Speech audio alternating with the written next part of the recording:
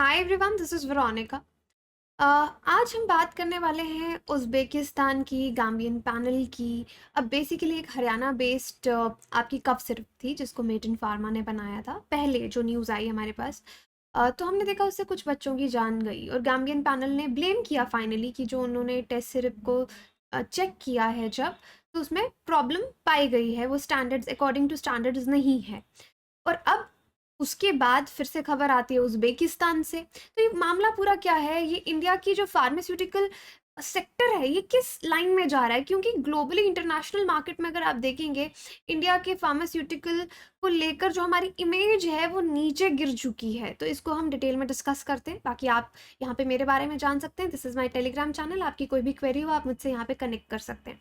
तो recent news तो ये है कि उज़्बेकिस्तान की जो हेल्थ मिनिस्ट्री है, उन्होंने प्रोब किया और देखा कि 18 बच्चे जिनकी डेथ हुई थी, कहीं ना कहीं वो लिंकअप हो रहा है इंडिया मेड कफ सिरप से। तो ये कफ सिरप किसने बनाई थी, अगर आप देखेंगे उन्होंने एक कफ सिरप यूज़ की थी, Dok one max cough syrup, जिसमें पैरासीटामोल भी होती है। तो कहीं ना कहीं इससे लिंकेज सामने आ रही है। ये फिलहाल एक ये करंट न्यूज़ है। इससे पहले जो चल रही थी वो थी कि क्योंकि गैम्बिया में अगर आप देखेंगे इस तरीके की चीज़ हुई थी, तो गैम्बियन एक पैनल बिठाया गया था। उन्होंने भी ब्लेम किया Sonipat based made in pharma को बच्चों की डेथ के लिए। तो पहले मैं ये गैम्बियन पैनल की रिपोर्ट आपको बताती हूँ, फिर हम उज़्बेकिस्तान वाला मामला भी देखते हैं। तो एक पार्लियामेंट्री कमेटी जो है वो बिठाई गई गाम्बिया में, जिन्होंने रिकमेंड किया कि ये इंडियन मैन्युफैक्चरर जो हैं कफ सिरप के, उनकी वजह से अराउंड 70 बच्चों की डेथ हुई है देश में।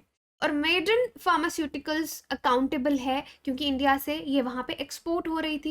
इनफैक्ट डब्ल्यूएचओ ने भी एक इशू अलर्ट किया था अक्टूबर में रेगुलेटर्स को कि जो सिरप्स ये बेच रहे हैं उन पे रोक लगाई जाए। तो आप देखेंगे प्रिंट मीडिया में ये न्यूज़ भी थी, WHO flags concern over 4 Indian made cough syrups. तो 4 इंडिया की ये कफ सिरप थी। अगर आप देखेंगे पाथफाइंडर में हमने पहले भी ये न्यूज़ कवर की है कि डब्ल्यूएचओ ने वार्निंग दी थी इन कफ सिरप्स के खिलाफ जो कि भारत में बनी थी। तो इस तरह के कुछ ट्वीट्स जो हैं ये आप रीड आउट कर सकते हैं। डब्ल्यूएचओ ने की थी कि 4 medicine are cough and cold syrup produce by Maiden Pharmaceuticals. तो मेंशन भी किया था मेडन फार्मास्यूटिकल का नाम इन्होंने, और जो कंटामिनेटेड प्रोडक्ट्स गैम्बिया में थे उसको लेकर भी इन्होंने ट्वीट की थी।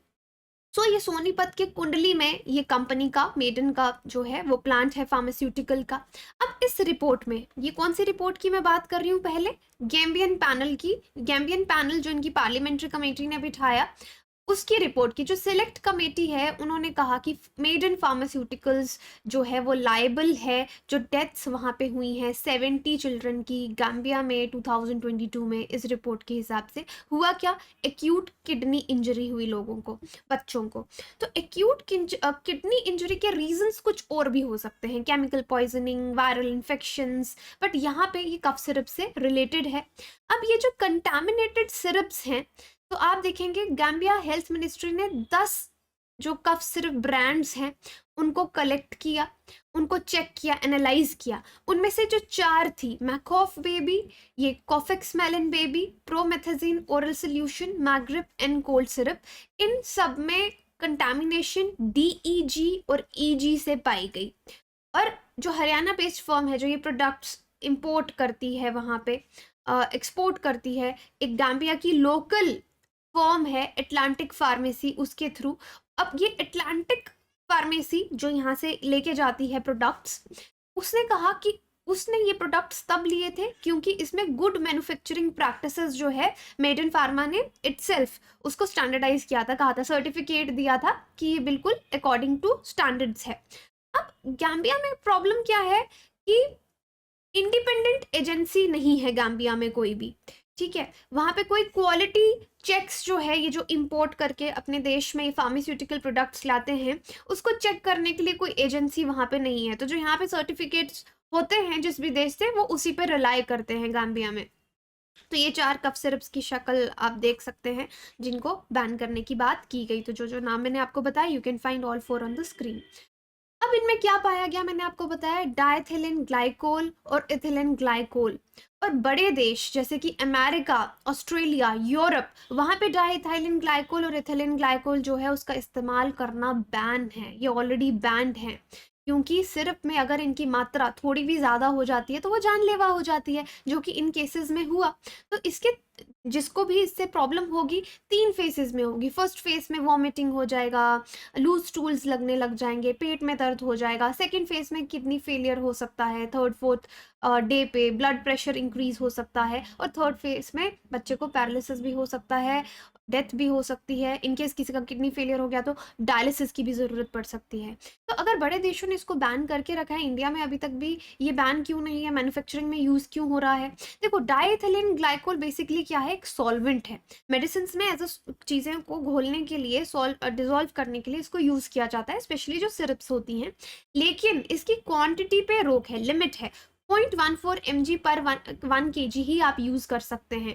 प्रोपिलीन ग्लाइकोल ये मेन अगर आप देखेंगे सॉल्वेंट बच्चों की सिरप्स में यूज़ होता है, लेकिन इसके कंपैरिजन में जो डाइएथिलीन ग्लाइकोल है, DEG जिसको कहा जाता है, ये सस्ता है। तो जो कंपनीज हैं वो इसको यूज़ करती हैं, फार्मा कंपनीज, क्योंकि इनको सस्ते में मिलता है, इसलिए यहाँ पे ये बैंड भी नहीं है। अब इंडिया ने बेसिकली यहाँ पे ये कहा कि WHO ने बहुत जल्दी इंडिया को ब्लेम कर दिया, क्योंकि जैसे ही ये न्यूज़ आई थी विदाउट एनालिसिस ऑलरेडी इंडिया पे ब्लेम्स लग चुके थे। तो इंडिया ने कहा कि एक प्रीमैच्योर लिंक है, हो सकता है कोई और रीज़न भी हो, क्योंकि इंडिया की लेबोरेटरी में भी इस कंपनी की जब सिरप्स चेक की गई तो दे वर कंप्लायंट, उनमें कोई भी कंटामिनेशन आपको DEG EG से नहीं मिली।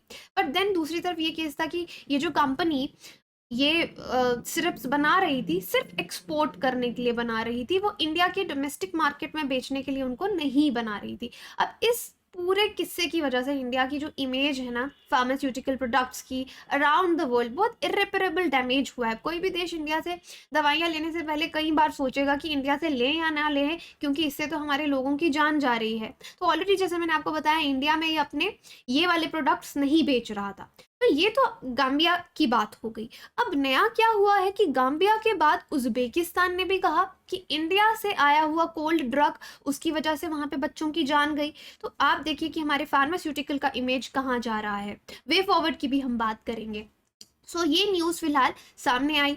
उज़्बेकिस्तान में भी 18 बच्चों की डेथ हुई है। हेल्थ मिनिस्ट्री जो है वो देख रही है कि क्या हुआ। अब एनालिसिस करने पे पता चलता है कि कफ सिरप जिसका नाम डॉक 1 मार्क्स है, जिसको मारियन बायोटेक नोएडा बेस्ड एक ड्रग फर्म है वो बनाती है, उसका एक्सेसिव डोजेज हो गया है, बच्चों को ज़्यादा मात्रा में वो दवाई दे दी गई है। हेल्थ मिनिस्ट्री उज़्बेकिस्तान की, उन्होंने एक स्टेटमेंट में कहा कि जो बच्चे जिनकी डेथ हुई उन्होंने लार्ज अमाउंट्स में ये कफ सिरप पी, और इस ड्रग में उन्होंने कहा इस दवाई में unacceptable levels of ethylene glycol, again your EG की। तो यहाँ पे इथिलीन ग्लाइकोल जो कि एक टॉक्सिक कंटामिनेंट है, वो मात्रा से जो लिमिट अप्रूव की गई है उससे कहीं ज़्यादा है। तो उज़्बेक न्यूज़ वेबसाइट AKI.com में ये लिखा है कि anti cold medicine brand Dok 1 max, जो कि नोएडा बेस्ड मैरियन बायोटेक बनाता है, वो इसके पीछे है। तो उनका प्रिंट मीडिया ये खबर इस तरीके से दिखा रहा है कि इसमें, और साथ में हेल्थ मिनिस्ट्री ने भी उन्होंने कहा कि जो सैंपल्स लिए उसमें इथिलीन ग्लाइकोल तो मिला ही है। अब यहाँ पे ऑब्वियसली उनके देश में हॉस्पिटल का भी ये प्रॉब्लम खराब रहा कि बच्चों को ज़्यादा डोज क्यों दी गई, क्योंकि पेरेंट्स ने मिस्टेक कर लिया कि पैरासीटामोल है तो 5-7 बार दे दिया, जबकि आपको दिन में 2 बार ये दवाई देनी थी। उन्होंने अपने हेल्थ के जो भी लोग हैं हॉस्पिटल के, उनको सस्पेंड किया है कि बिना आपके देख रेख के कैसे दवाई दी गई, या बिना प्रिस्क्रिप्शन के दवाई कैसे खरीदी गई। तो मैंने आपको ऑलरेडी DEG के बारे में पहले बताया। Now this is ethylene glycol. ये भी एक टॉक्सिक सब्सटेंस है जो इंडस्ट्रियल ग्रेड ग्लिसरीन है, ये उसमें यूज़ किया जाता है, एंड इसको मेडिसिनल पर्पस के लिए परमिट नहीं किया गया कि आप इसको मेडिसिन के लिए यूज़ करो। अगर इथिलीन ग्लाइकोल को कोई ले रहा है तो उसका किडनी फेलियर हो सकता है, रेनल फेलियर हो सकता है, कन्वल्जन्स हो सकती हैं, सर्कुलेटरी सिस्टम पे इफेक्ट पड़ेगा, वॉमिटिंग होगी। तो इस तरह के जो प्रॉब्लम्स हैं वो शुरू हो जाते हैं। तो ऑलरेडी डाइथिलीन और इथिलीन ग्लाइकोल के बारे में मैंने आपको बताया, बड़े देशों ने इसको बैन किया है। तो ये स्टेटमेंट भी अब इनकी तरफ से आ गई है। अब cough syrup was administered without prescription, तो यहाँ पे भी ये बात की गई कि बिना प्रिस्क्रिप्शन के ये दवाई क्यों दी गई, और एक्शन क्या लिया उनके देश ने। 7 रिस्पॉन्सिबल एम्प्लॉयज़ जो हैं उनको डिसमिस कर दिया है अपनी पोजीशन से कि आप अटेंटिव नहीं थे, किस तरीके से बच्चे को ज़्यादा जो है वो दवाई दे दी गई। तो करेंटली जो भी टैबलेट सिरप्स ड्रग इस डॉक 1 मैक्स की हैं, इनको उनके मार्केट से हटा दिया गया है। तो अब वे फॉरवर्ड की बात करें कि इंडिया में ये सब चीज़ें हो रही हैं, where are we going wrong, गलती कहाँ हो रही है? हमारे देश में रेगुलेटर हर स्टेट, हर यूनियन टेरिटरी में है, जिसको ड्रग कंट्रोलर कहा जाता है, और वो लाइसेंस देते हैं कि क्या मैन्युफैक्चर होगा, मैन्युफैक्चरिंग फैसिलिटीज़ को लाइसेंस उनसे मिलता है, मार्केट सर्वेलेंस होता है। दूसरे हाथ में ड्रग सेंट्रल ड्रग रेगुलेटर, उनका थोड़ा रोल कम है यहाँ पे, ठीक है, स्मॉलर रोल है। और obviously they also keep a check कि किस तरह के ड्रग मार्केट में बेचे जा रहे हैं, इंडियन मार्केट में इंपोर्ट एक्सपोर्ट क्या हो रहा है। बट इस रोल को थोड़ा यहाँ पे एक्सपोर्ट और इंपोर्ट के केस में स्ट्रेंथन करने की ज़रूरत है, स्ट्रॉन्ग करने की ज़रूरत है, अदरवाइज इस तरह से तो इंडिया की इमेज बहुत गिर जाएगी और हमारे एक्सपोर्ट्स पे बहुत ज़्यादा फर्क पड़ेगा। सो सजेशन यही है, is to centralise at least a part of drug regulation. तो ड्रग रेगुलेशन एक स्ट्रिक्टली उसका थोड़ा जो सेंटर को जो पावर है वो ज़्यादा दी जाए यहाँ पे सेंट्रल गवर्नमेंट को, कि जो ये इंपोर्ट और एक्सपोर्ट के केस में लाइसेंसिंग है उसको प्रॉपर इंस्पेक्शन के बाद ही इनफेक्ट मैन्युफैक्चरिंग फैसिलिटीज़ को लाइसेंस दिया जाए, और टाइम टू टाइम इनका इंस्पेक्शन जो है वो होता रहे, तभी हमारे इस तरह की इंडिया की कंप्लेंट्स एक इंटरनेशनल ग्लोबल मार्केट में नहीं आएंगी। तो यस, ये आपको याद रखना है कि रिसेंटली क्या हुआ, क्योंकि फार्मास्यूटिकल सेक्टर अब न्यूज़ में रहा है, तो कहीं ना कहीं मेंस में आप इससे क्वेश्चन एक्सपेक्ट कर सकते हैं, और प्रीलिम्स में ये DEG and EG पे क्वेश्चन जो है आप एक्सपेक्ट कर सकते हैं। तो this is the video I already made. बाकी आप अपनी तैयारी हमारे साथ आसान कर सकते हैं। अनअकैडमी को चुनने के लिए आपके पास बहुत रीजंस हैं, बहुत वाइड वैरायटी, आपको चॉइस ऑफ एजुकेटर्स यहाँ पे मिलता है। अब new year resolution, new goals, तो आई होप आप सब तैयार हैं अपने नेक्स्ट अटेम्प्ट के लिए। और जो यहाँ पे आप देख सकते हैं, ये कोड यूज़ करके, वीरो UPSC कोड यूज़ करके आपको मैसिव डिस्काउंट यहाँ पे मिलेगा। आप देखेंगे कितने पैसे आप अपने सेव करेंगे। बाकी आपको, अगर आप मेरा कोड यूज़ कर रहे हैं, आपको मेंटोरशिप भी मेरी तरफ से मिलेगी। लास्ट रिविजन बैच भी हमारा शुरू हो चुका है। कॉम्प्रिहेंसिव बैच जो है UPSC के लिए, वो भी टॉप एजुकेटर्स के द्वारा आ रहा है। तो RM batch has also started. ये RM 12 जनवरी 2023 से शुरू हो रहा है, 2024 बैच के लिए है ये। आप EMI पे भी ले सकते हैं, लोन अप्रूवल बिल्कुल हासिल फ्री प्रोसेस है, ताकि आपके पॉकेट्स पे बर्डन ना रहे। Thank you so much.